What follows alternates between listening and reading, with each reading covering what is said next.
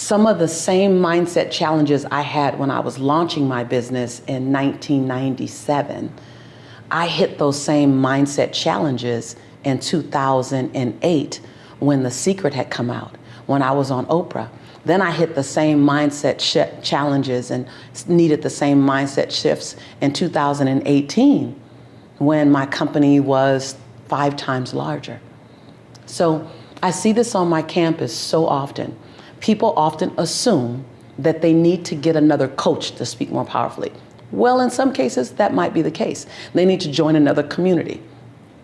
That might be the case in some cases, or learn another skill set, a new skill set. Well, actually, sometimes it's a mindset shift. They need to make a needlepoint move in their thinking, working on their mindset. You can stay in the same community. You can have the same coach. You can do the same things, but with a different mindset, it produces a different outcome. Have you stopped to think about the fact that everything we do, everything we physically do, starts first in our mind? The opportunity to examine your mind and steering how you decide the direction that you want to go in or not. That's something that we don't spend enough time thinking about, that we should actually go, hold on, let me think about my mindset. Need motivation? Watch a top 10 with Believe Nation. Hey, it's Evan Carmichael, and I make these videos because you are probably the most ambitious person in your circle, but you know you're capable of more. And you get that push by surrounding yourself with the best. So today, let's learn from one of the best, Lisa Nichols, and my take on her top 10 rules of success. Enjoy. Rule number 2, customize your message. Customize your content for each event. I cannot tell you how many times I see speakers and orators and teachers and whomever, and they have a really great message. But with each new audience they go to, 90% of the message is the same. I gotta be honest with you, some of the people that I know in the industry, some of my friends, they do it, and I love them and I love their heart. But I truly believe that the audience is paying for the lack of energy. Let me just say, lazy. The audience is paying because you're being lazy. Customize your message for your audience. Who are they? How are they different? And even if it's the same demographic, so they're still women and they're still entrepreneurs, but are we in a different time? I dare not deliver the exact same message this year to the same demographic that I delivered in 2019. Why? Too much has happened. She, he, they are in a totally new place.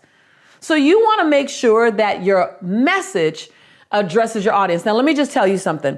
I saw a very powerful speaker. I will not mention his name. I saw a very powerful speaker be so sure that he can move the audience that when he was speaking to his audience, he actually went in a direction that this audience wasn't interested in. But it's where his speech was. And it was a great speech for another audience. And he was on autopilot. So I want you to think about it this way. You don't talk to everyone in your life the same way. You know, if you were talking to a 3-year-old, you have a 3-year-old's conversation. If you were talking to a 15-year-old, you have a 15-year-old's conversation to relate to them. And if you were talking to a 55-year-old, or let's just look at me because that's where I happen to be right now in my life, you would speak to me differently. And so you don't speak to your partner the way you would speak to your boss, the way you would speak to your children, the way you would speak to your friend. You talk to them in a way that fits the relationship that you're in with them. Your audience is the exact same way. Taking the time to customize your message. You can be talking about the same content, same technique. I teach about speaking all the time, but I'm always saying, am I talking to a corporate employee? Am I talking to a corporate exec? Am I talking to an entrepreneur? Am I speaking to a teenager? Same content, but I apply the message so that it fits the audience. This allows the audience to feel as if you've customized something for them and they have a more intimate connection to you. Rule number 3, design your powerful close. Step 3 is about designing your powerful close. So most people end with a fizzle. And I'm going to say one of the major foundations to a powerful message is to end with fire, like fire. So end with fire, not a fizzle. Speakers often overlook and dismiss the close because they're so committed to the content and they think, oh, it's the end. No, like think about it when you're at a concert. When you're at a concert and like you're with like a mega artist, like if it were Prince or Tina Turner or Janet Jackson or Beyonce or Mary J. Blige, or if you're with Kenny G, or you have a concert, a major concert. They don't end with the fizzle. They don't end with the song that no one knew, that didn't go gold or didn't hit a major status, or that you can't sing along with. They crescendo. And they may go down and give you some of the, ones that are more mediocre in the middle. But at the end, they come out and do the encore even. And the encore is always something that gets everyone to sing along. It's an encore that it's fire. That's exactly how your message needs to be. So let me let you in on the secret sauce. Like a lot of things that I love to do now is really taking you behind the black curtain on powerful speeches, behind the black curtain on becoming unforgettable when you open your mouth or when you present in front of people. Your close, here it is. You ready for it? You ready for it? Your close is so important. It's the audience's last impression of you. And most people go height, and down and by. I've witnessed so many times great speeches that kept me engaged and kept me excited until the end. Every time this happens, I'm screaming inside my head, no, please. Don't make your last impression a fizzle. Rule number 4, connect with your audience. This is about step 4. This one is huge for connecting with your audience and keeping them interested and engaged. Now, so many times I see speakers or presenters speaking and they're not checking in with their audience to even see if they're listening anymore. And as a result, people are on their phones or they're doing whatever, they're multitasking. You want to keep your audience absolutely engaged. So let me give you some techniques. You want to identify your audience's drivers. You want to know these things before you even open your mouth. Like you want to know what makes your audience tick, what gets them excited, what gets them into action, what's super important to them, what's the WIIFM, what's in it for me. But in this case, what's in it for them? What drives them? What motivates them? This step is beyond customizing your speech, which is what I mentioned in a previous show. This is really understanding the psychographic of your audience. Whether you're on social media, that's an audience. Whether you're teaching a class, that's an audience. Whether you're talking to one individual, that's an audience. So you have to ask yourself, what's the red button for this particular group of individuals? When I speak to mothers, I recognize that a mother's job is to make her children feel safe. A mother's job is to make them feel loved. A mother also feels overwhelmed.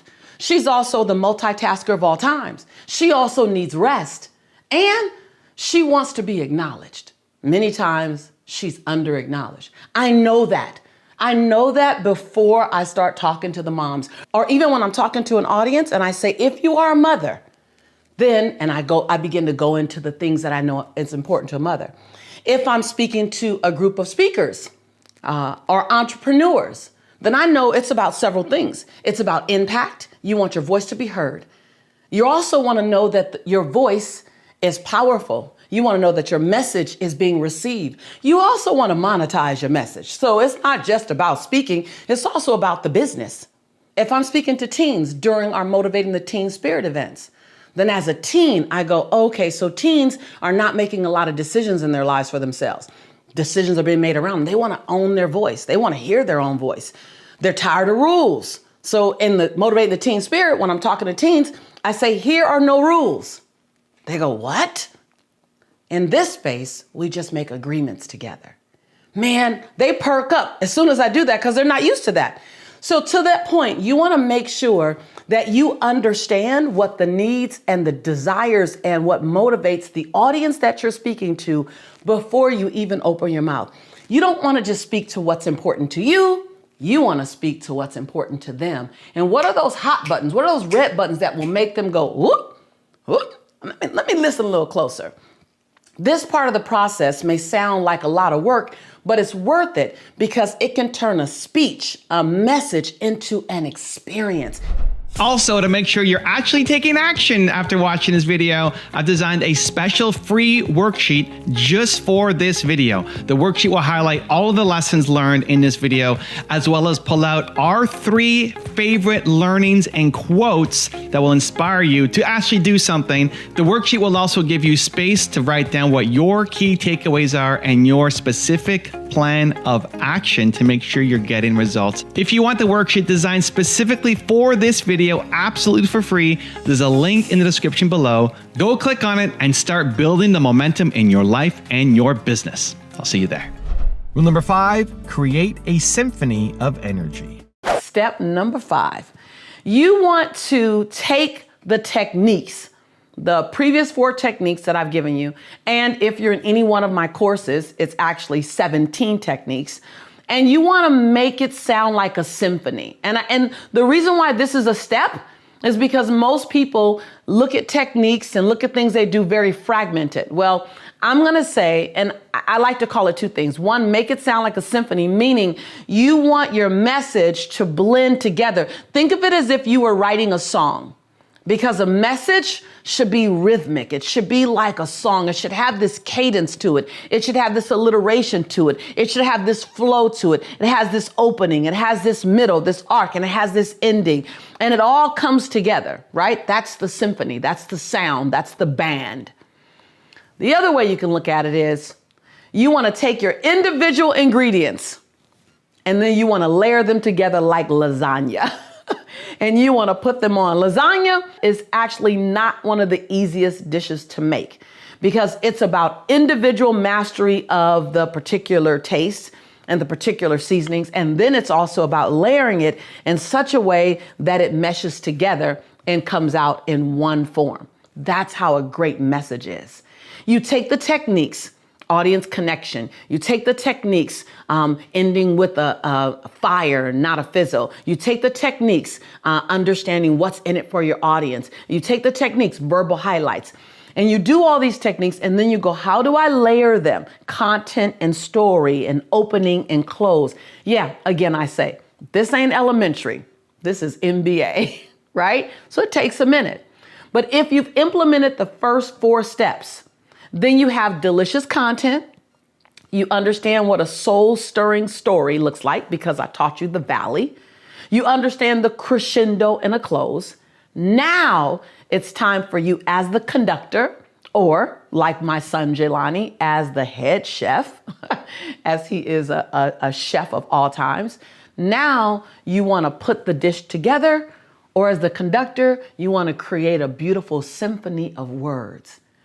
Yeah, I know when you think of it that way, it's like, well, Lisa, it's just a message. No, it's not. It's life for someone who's listening. It's life for someone who needs your words. So take the time and create a symphony of oration. Create a symphony of possibility. Create a symphony of energy. Because when you speak, and you speak possibility, you speak education, you speak motivation, you're speaking life. Rule number 6, tell powerful stories. You need to have content and you need to have stories. Now, the number of stories that you offer in your message has a lot to do with how much time you have, because you always want to give your audience of one or of many, online, virtual, or live, you want to give them enough content to walk away with value. However, it's super important that you give them enough story to walk away with a connection. So what normally happens, some of the best speakers that are out there today, best presenters, they are only doing one or the other. They fall flat in one of those areas. They're either all story and you don't have enough content to write down, or they're all content. That's pretty much the majority of people. They're all content. And there's very few opportunities to make a connection. So why do you deliver content? You deliver content because it's the intellectual learning that you're going to teach your audience, right? Whether it's new concepts, it's the theory that provides your audience with the insight to move forward. Content is the steps, the how-to. Content is where they choose to follow you as an expert, as a coach, as a leader, because you have insight on neuro-linguistic programming, behavioral management, media, marketing. You got that content on personal perseverance and transformation. You are the content provider for that particular body of work, meaning your intellectual property will help move them forward in their life in that area. Super, super important. Now that, I want you to put that by itself. That's important. The mistake most speakers make, most presenters make, is that they give you all of that. Well, I walk away with value, but you miss a huge part of me. Now, where is that? That's from the story. So the story is that experience that you share that grounds the content and makes it real. Now, you don't have to necessarily point to the content. You're just sharing a story about a time in your life, and that story just gives context. It gives 3D. It gives texture, what I like to call it, to what you're talking about, to the content. It brings the content to life in a moment. Let me give you an example. Well, the story is what allows the audience to see themselves in you. The story is what creates the vibration, the energy exchange. Remember, content doesn't create an energy exchange. Content creates an intellectual exchange. You want an energy exchange. Why? Content will have people respect you. Stories will have people become loyal to you. Rule number 7, ask questions. You may ask, how do you customize? How do you customize, Lisa, a message for your audience? How do you know what the audience needs? That's what I would be asking me right now. How do I know what the audience needs? Ask questions. Write this down. Your listeners or your customers are the experts. Say that. My customers are the experts. My students are the experts. The next line, I am the service provider. Oh, when I got that years ago, that my customers, my audience, my students, you're the expert. You're the expert of your journey because you know what you need more than I do. You're the expert on what you need. I'm the service provider. So the best thing you could do is ask questions. What matters to you most these days? What problem are you working to solve? What's keeping you up at night? What area would you love to grow in? What's your pain point? What are the 10 things that you're tolerating right now? They're not screaming loud enough to make you change them, but they're screaming loud enough to annoy you. Like, ask those questions. Collect the data. Put it in your back pocket. And as you're creating content and as you're creating programs, create programs and content that speaks to what your audience has already shared with you. Rule number 8, build your credibility. I'm going to tell you, there are many other techniques I have to teach you in the science of speaking that would help you. This is one of those cornerstones. So as I was saying, the top of the V, right, is the big U. So it's where you build your credibility. No shrinking here. If you're really, really humble and you're really reserved, this is sort of where it will become challenging for you. Some people, they really can go in their valley easy, right? Most of us. For some, it's difficult. For others, it's difficult to actually share the big U, your credibility. This is where you share your highlights.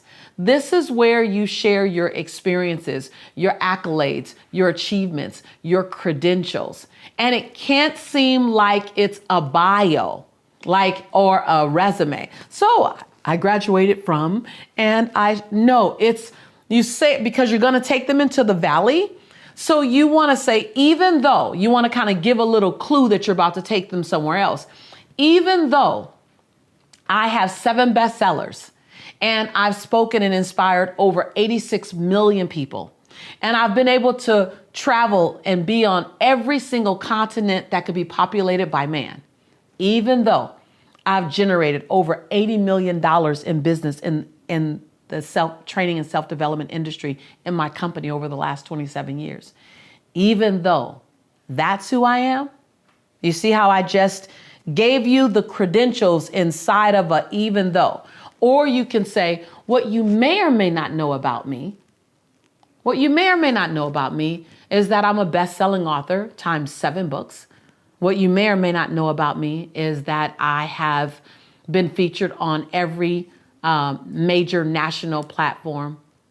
What you may or may not know about me is I have lost over $1 million and I've earned over 88 million. But what I'm sure you don't know about me is, notice how the big you say it in such a way where it leads into the valley. So it's not a bio. It's not spoken as if it's a bio. It's not spoken as if it is a resume. It's spoken as if it's a conversation that's about to lead into the valley. All of that I just share with you, and I just use my experience, my life as an example to give you. You do yours and don't compare yours to mine, right? Comparison, as Benjamin Franklin says, comparison is and will always be the thief of all your joy. Rule number 9, leave your audience wanting more. You want to leave them wanting more. The number one tip for a powerful close is to leave them wanting more. Now, mind you, hold on. I want to make sure you understand you leave them wanting more having already given them something. So please don't be one of those bait and switch speakers. That drives me crazy. Like, don't tell me if you come to my thing, I'm going to really tell you how. And the whole speech you're delivering how you're going to help them in that next experience. Don't be a bait and switch speaker. Don't be a bait and switch teacher. Give me value now. And then tell me where I can get more from you. Leave me wanting more from you. All right? And the way you can do this, write this down. Here are some of my favorite. It's called the disappearing close. You have the audience talk. Oh, this one, right? Like, wait, hold on. You got to know. Now this isn't a beginner's move. This is kind of like a gladiator move. You've been in it for a while. You've been doing messages for a while. This is if your audience is either physically together, right? Or you can online, you can open up their lines and have them talk, or you can have them begin to type in chat, right? And I call this first one because we'll get back together live. Life is going to continue. We'll get back together live. We'll never be like we were, but we will be evolved from this time. And when you're live in front of an audience, or it's a small group, it's what I call the disappearing close. And the disappearing close is so bold because it says, I've given you so much value. I've contributed so much. I've left my fingerprint on you that I don't need to be a part of the closing experience. I'm going to do a disappearing close, which means you turn the audience to one another. This is what it looks like. I want you to turn and find at least 3 people in the room, go up to them and say, I'm ready for the next best version of me. Are you? I'm ready for the next best version of me. Are you ready? Find 3 people and say that to them. Another disappearing close is I want you to go find a partner right now. Everyone go find a partner. Raise your hand if you need to have a partner. Everyone, great. Everyone has a partner. I want you to tell that partner what are 3 things that they can expect from you. What are 3 things that they, and let them represent the world. You can expect me to honor my word. You can expect me to live inside my time management. You can expect me to change the planet. Tell that same neighbor, I'm interested in what you're doing. What are you doing? What's the world going to expect from you? So you can create a one-on-one, or you can create a walk around and say, you can do, I just picked those sentences just right now in the moment, but you can have them talk to one person, or you can have them walk around the room. You also can guide the conversation. Turn to your partner, repeat after me. I stand in front of you. And they'll say, I stand in front of you, ready to become the best version of myself. Ready to become the best version. You can have them talk to each other and create a solid connection. Super powerful. That's the disappearing close. The other close is you can close with a poem. It doesn't have to be your poem. You can close with the quote Oh, it's really powerful when you close with a quote that like is just juicy and delicious, or you can close with a statement that another person says that drops everyone in their heart. I used to always close with, my grandmother says that when you get to the end of your life and you're at the end of your journey and you're in your later years, that you're supposed to sit in your favorite rocking chair and share with everyone who will listen the stories of your life, which is what my grandma does right now. She says, but baby, when you're your age, and I would point to the audience, when you're your age, you're supposed to make sure that that story that you're going to share is going to be real good to tell. Go out and make a great story. I would always end with that. Like, and people would always say, oh man, I love that when you said, I'm going to make my great story. Or I would end with, remember you guys, no one can do you like you can do you. Benjamin Franklin says, comparison is and will always be the thief of all your joy. Don't compare, just compliment. Compliment us with who you are. Go do you.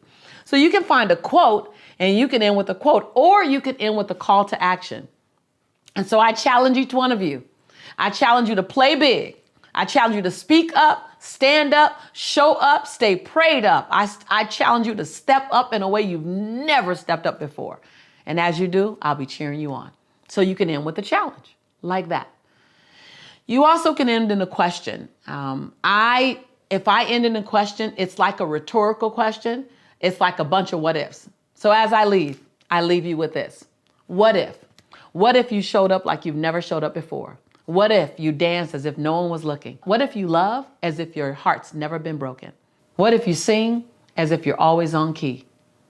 What if you shine as if we all can handle your shine? I just got that question for you as I leave. What if? What if you gave us the best version of you? What if? The importance of a powerful close, I cannot tell you enough how it makes all the difference in the world. Like when you're anchoring your message, your close is a critical component. So remember, don't fizzle me. Leave me on fire.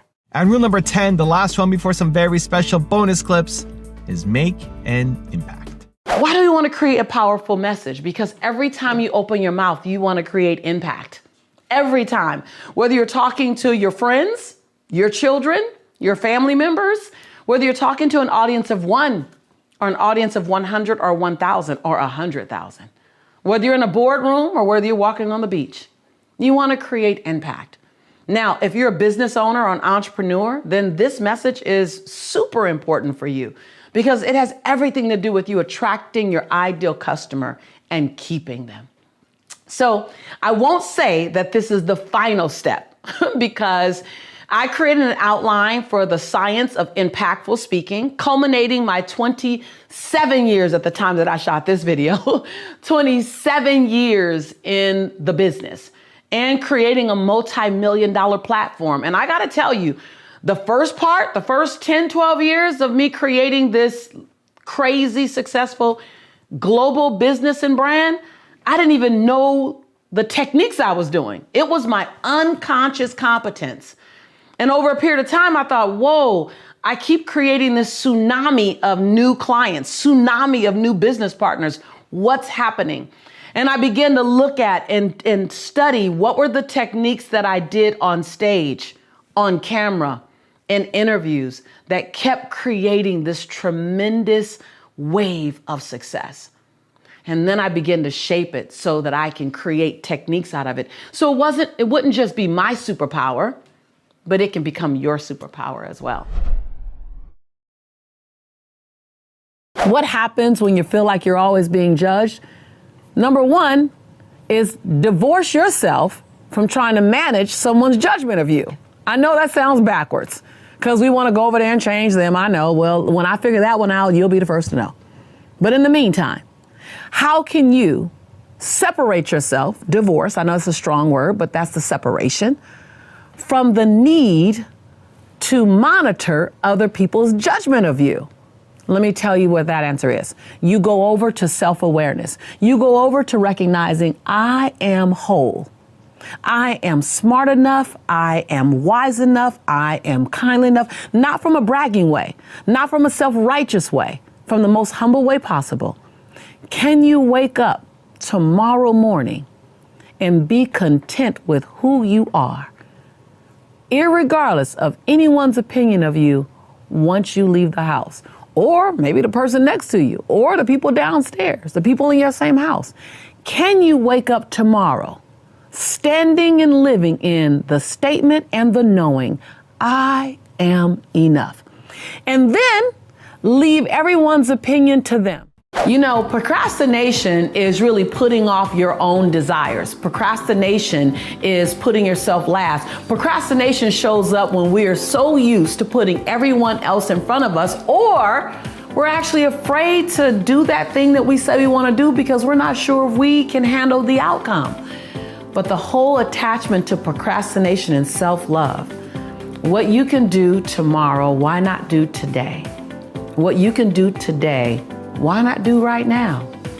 You know, one of my team members talked about reading a book called Touch It Once, which means if you can touch it once and get it done, how much more productive will you be? Unconsciously, we have a tendency to do things to influence someone's perception of us. And really what we're trying to do is change or control. That word again. We're trying to control their perception of us because we feel like they're being judging. So we get into the proving business. I said in another Lisa Nichols episode that you have nothing to prove, nothing to protect, nothing to hide, and nothing to defend.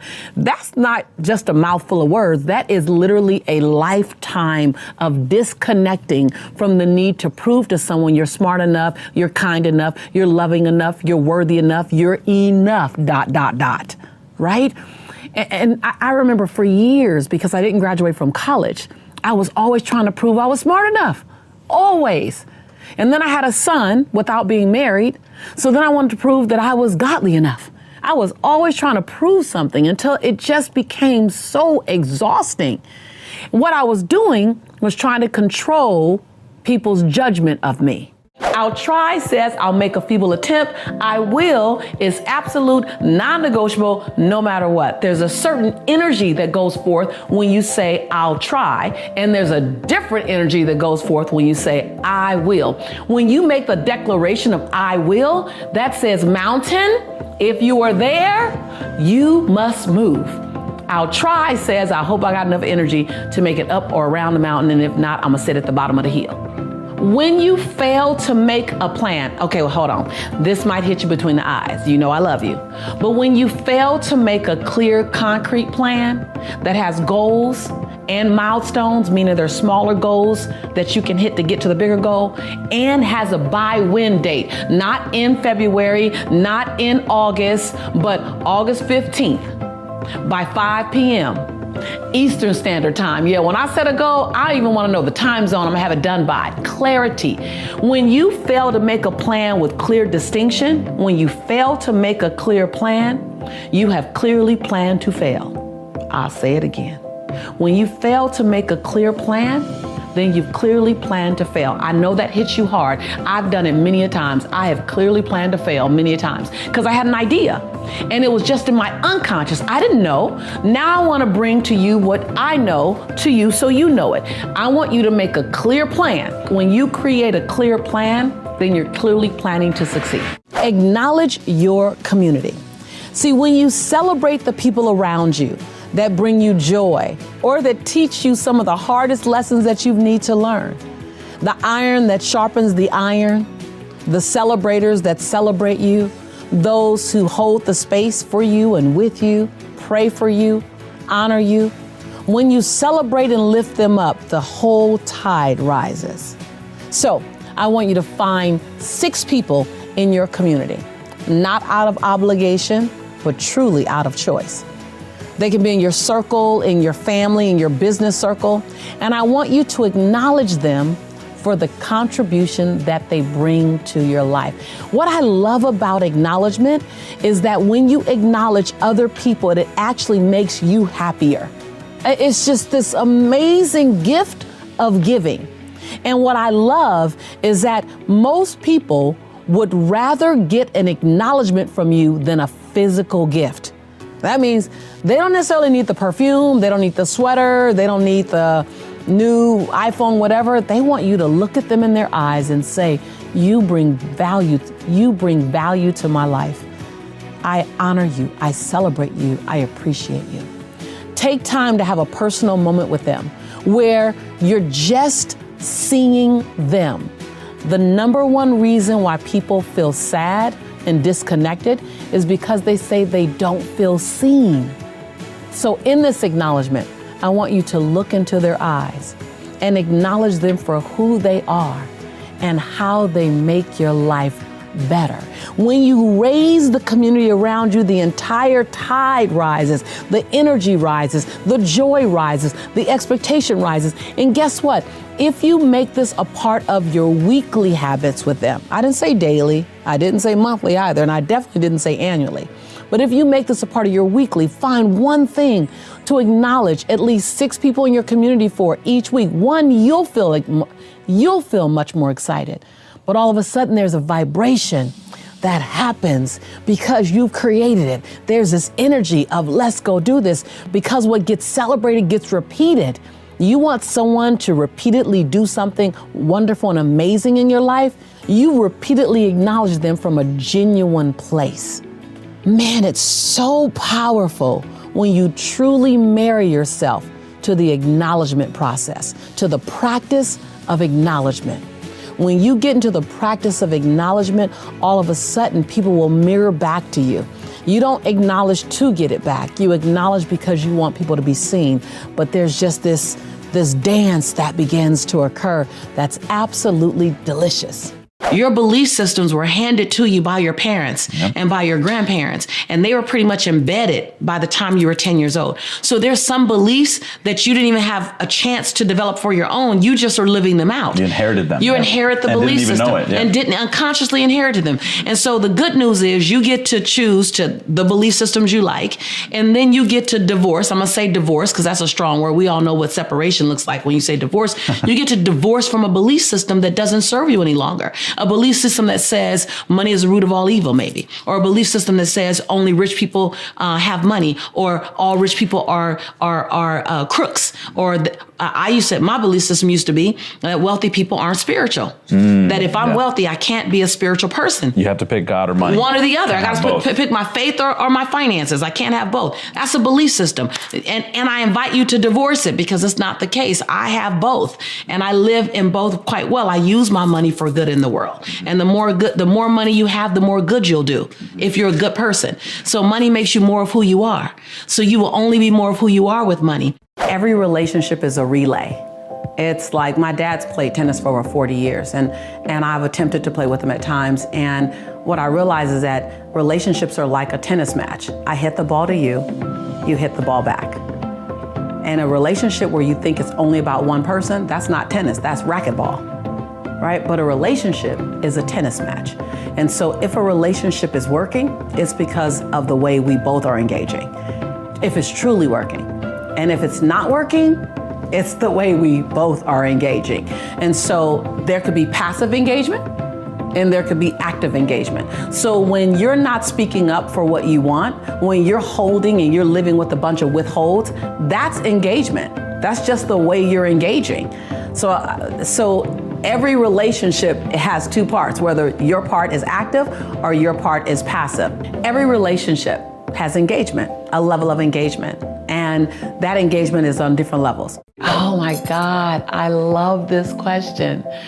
I don't think I've ever been asked this question before. I never had an opportunity to explain it. Being the best version of you. First of all, don't think of it holistic. I want you to break it down to different parts of your life. Because when you are committed to being the best version of you, which in summary, it's the you that you're so incredibly proud of holistically. It's a 360 approach. It says, I'm not perfect. So best does not mean the perfect version of you. Because I think perfection and balance are 2 illusions that are designed to help you keep chasing something that's not even attainable. So perfect is not attainable and balance is not attainable. So it's perfectly managing my imperfection and releasing balance and having harmony, number 1. But the best version of you is really saying that in each area of my life, I'm in movement. In each area of my life, I'm in evolution. In each area of my life, I'm active. active. I am actively participating in an upwardly mobile way in this area of my life, times every area of my life. It doesn't necessarily mean that you're always where you want to be, but it does mean that you're being responsible, you're being active, and you're being proactive. Finances, that you're looking at your numbers. Just this morning, I ran my credit score again. I want to see what's on it. I want to be actively participating in my financial growth. I looked at my savings. I looked at my life insurance. I just looked at my long-term plan. Not necessarily because I want to buy another house or I want to buy a car. I just want to be on top of it. I want to be responsible for it. And then health and wellness. Just yesterday, I was talking to Matt and going, Matt, it's time for us to do another health and wellness campaign. I don't necessarily want to do it. And it slightly to moderately scares me a bit when I'm bringing my fitness into a public conversation. But I know the responsible me, the best version of Lisa, is saying, hold me accountable. Hold me accountable to my fitness goals. Hold me accountable to my total wellness goals. And then last week, I was just sitting with someone saying, you know what? I need to go down the list of all the checkups that I've had. I need to make sure I'm not missing anything. Relationships. I just said to a girlfriend yesterday, hold me accountable. Hold me accountable to not running. I realize that I run well and I run smoothly. I run like a gazelle sometimes when it comes to relationships. It doesn't even look like I'm running because I'm so busy.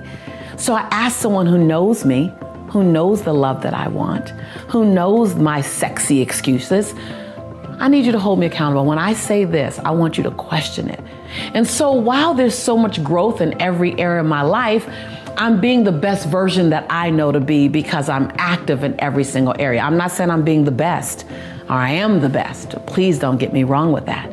I'm just saying to be the best version of myself. So when you look at being the best version of yourself, look at each part of your life and go, what am I actively doing? Where you feel like I'm in the game in this area. I'm not resigned and I'm not praying for it to go right.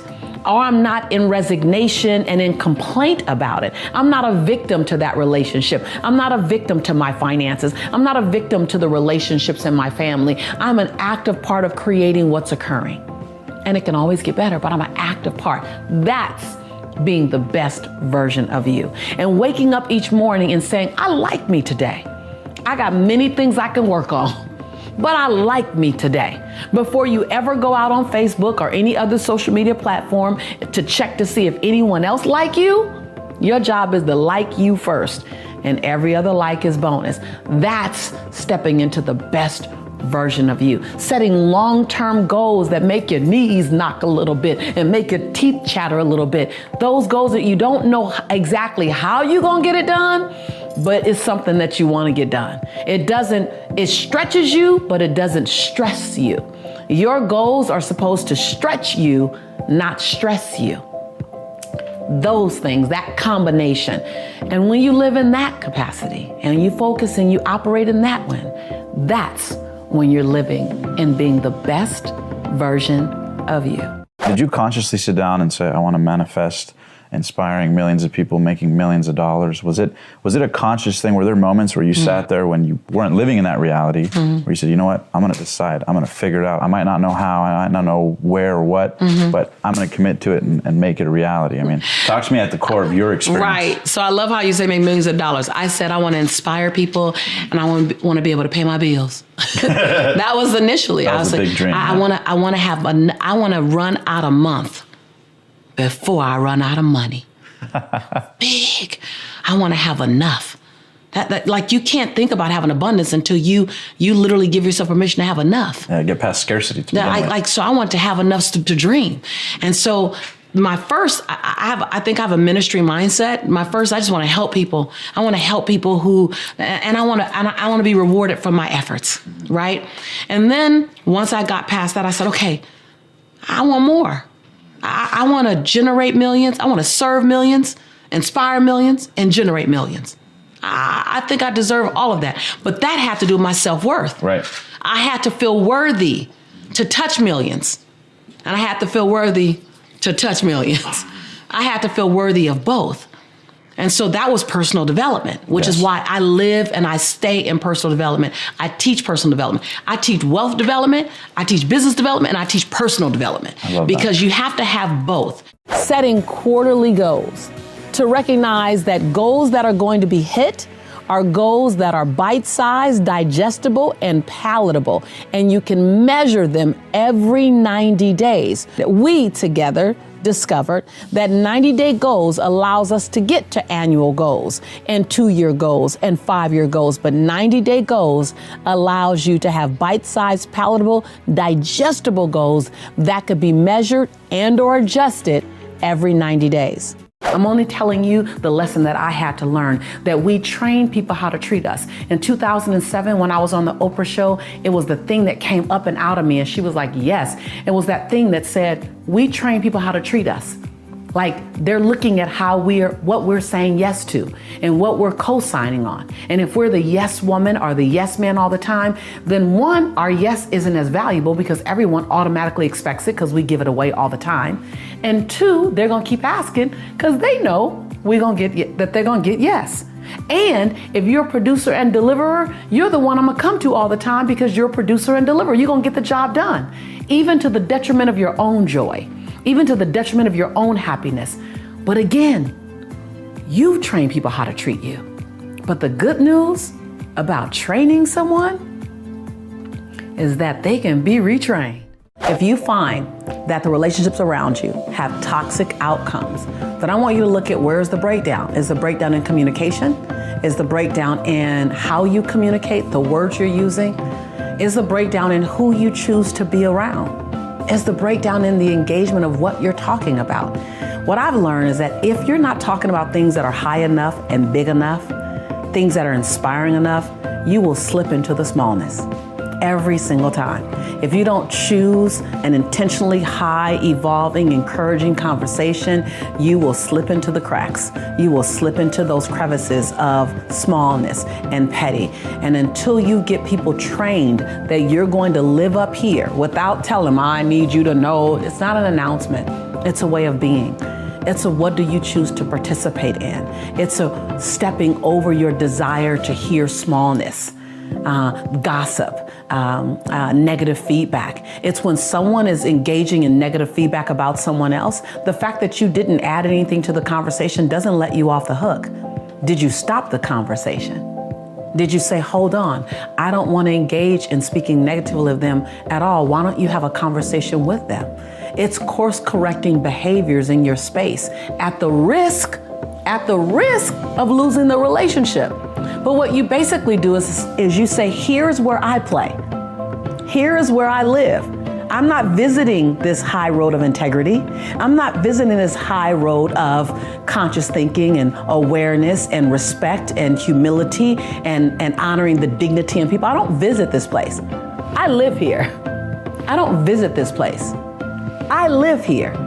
And in a loving way, anyone that's engaging with you has two choices.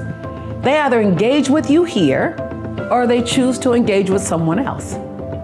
Now, if you find that you're going down to be in the relationship, or you're going down and you're the person taking the relationship down because you're in a moment of anger, or you're in a moment of resentment, or you're in a moment of hurt, then you're not living in your highest integrity. You just visit every now and again when you come to this channel. Uh-oh, I see my Shantae coming out right now. Shantae is my middle name. It's what I do when I start getting real edgy because I really want you to get it. So you need to make a decision on where you choose to reside. And then you don't leave your conscious neighborhood to go visit other people's neighborhood if it's not as high as yours. People will rise to the occasion, or they'll choose not to rise, and they'll pick other people to be with and hang with. And I know that sounds easier said than done because some of the people who are playing at a lower level might be in family. It might be, and that's fine too. You can love people. It doesn't mean you have to spend tons and tons and tons of time if that time costs you something. Spend as much time as you can. Spend as much time as serves you. Spend as much time as they will allow you to spend. But never leave this place. Even if being with them causes you to allow them to be where they are, you don't have to engage in that. So the bottom line, and supporting you to either recognize, are you the toxic element? Or are you surrounding yourself in toxic element? Is to make a commitment where you live. Where am I living? And first own where you're currently living. Because if you own it, you might go, you know what, I do slip into that small place. Okay, own it. That's conscious awareness. That's powerful. Own it. And then go, where do I want to be? And then what's the distance between here and there? And what do I have to do to get there? What do I have to say no to? What do I have to participate in? What do I have to ask forgiveness for? What do I have to clean up? What relationships require cleaning up? And then what declarations must I make?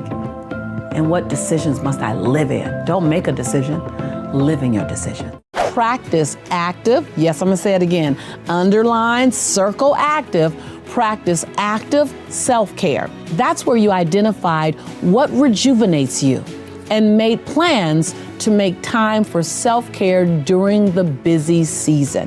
So you made a list of what you know rejuvenates your soul, your mind, your body, your spirit, from walking on the beach to reading a book to taking downtime, free things and retreats or a spa, whatever it is that rejuvenates your soul, to make a list of it and then to make plans, active self-care, to do those things during your busy season. To the conversation about money and wealth, it's one, being willing to release a familiar now for an unfamiliar future. Now that's easier said than done, yes. And it's bigger than it sounds. Are you willing to have your future look unfamiliar, and in some cases, look around and you don't recognize anything? Are you willing? Are you so tied to the comfort of what you know, even in its discomfort? So I was willing to reinvent myself 1,000 times. Are you willing to reinvent yourself? Are you willing to introduce yourself to the new version of you? Yes. Are you willing to go places you wouldn't go and do things that you traditionally wouldn't do? See, I wasn't traditionally in meditation or in visualization or hanging around older white men, or like I had 1,000 things that I didn't do traditionally. When we talk about living our quest, I think that living my quest, really, if I look at it on a daily basis, it's finding my own voice. It's finding your voice. It's finding the song that only you can sing, off key or not. It's finding your rhythm. It's discovering what it feels like to walk in your shoes today. It won't look like it looked 10 years ago. Living your quest is, what can I do with my life so that my life becomes infectious to someone else?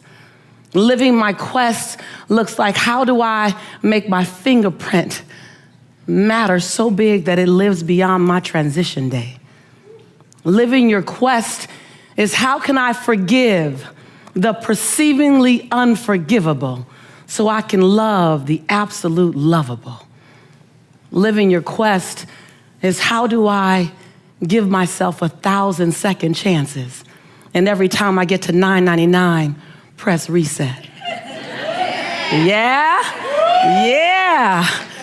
Living my quest is not some ambiguous, untouchable experience. Living my quest means going back and healing the little girl in me so that the woman can be free. It's going back and embracing the little boy in you so that the man can show up and give himself permission to cry when necessary.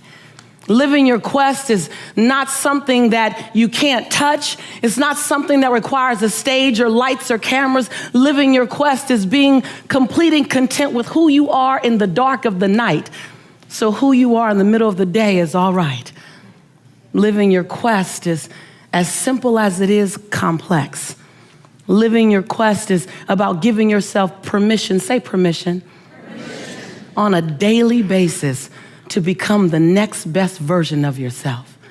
Living your quest is not holding yourself hostage to old decisions, not holding yourself hostage to shame, blame, guilt, regret, and anger. Living your quest is about recognizing that every day I can be reborn to my possibility. See, it's very difficult to speak phenomenally and to not be good. Come on, y'all from yesterday. Not be great, but to be what?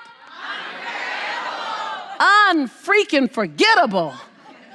It's difficult to be unforgettable while you're still trying to look good.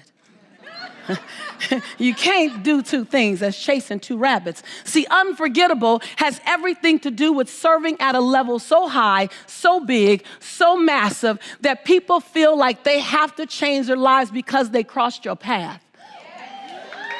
Yes, yes. Yes, yes. Yes, yes. See, when you're willing to use your voice, first you have to recognize that you have one.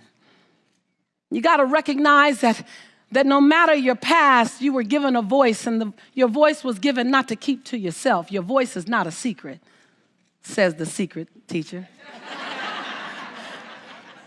And you have to be willing to use every experience that's ever happened in your life, not as a fortress holding you from using your voice, but as the fuel on why you will use your voice.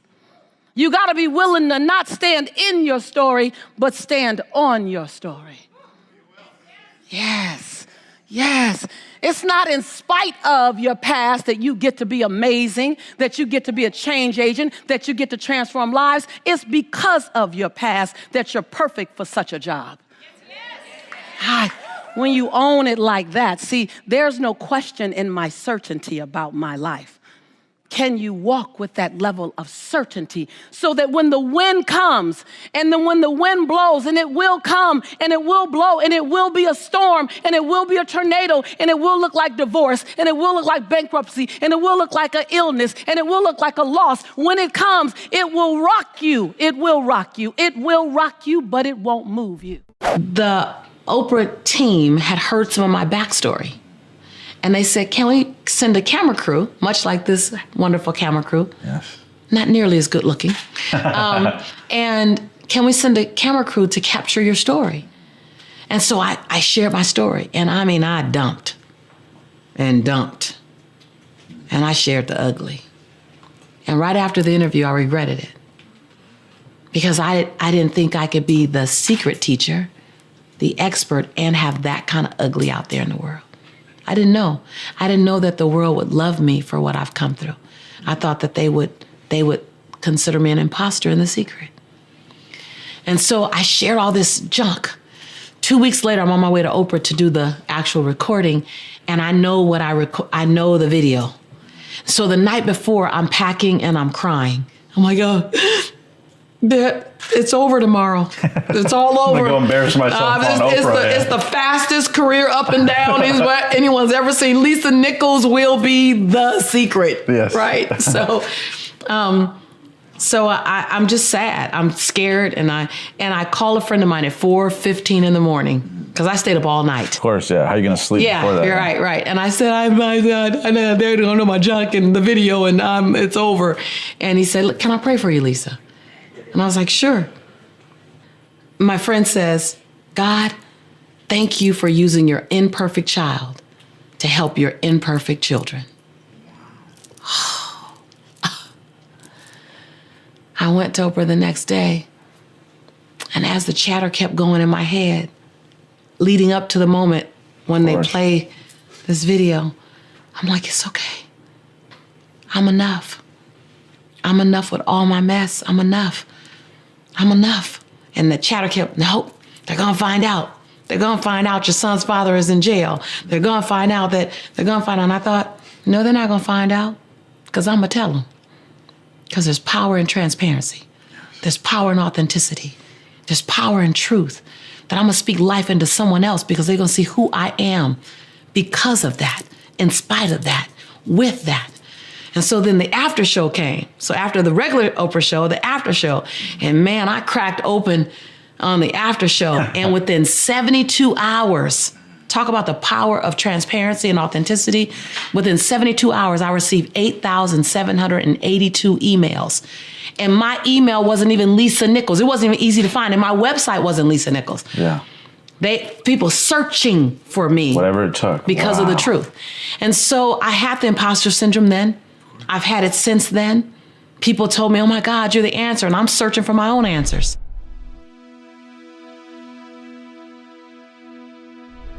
Because you made it this far in a video, I want to celebrate you. Most people start and don't finish. Most people never actually follow through. Most people say they want something, but they don't ever do the work to actually get it. But you're different. You are special. Believe Nation, you made it here all the way to the end, and I love you. So as a special celebration, if you put a hashtag believe down in the comments below on this video, I will showcase you and celebrate you somewhere on the screen in a future video because you are awesome. If you want another awesome video in our Black Excellence series, check out the video right there next to me. I think you'll enjoy it. Continue to believe, and I'll see you there.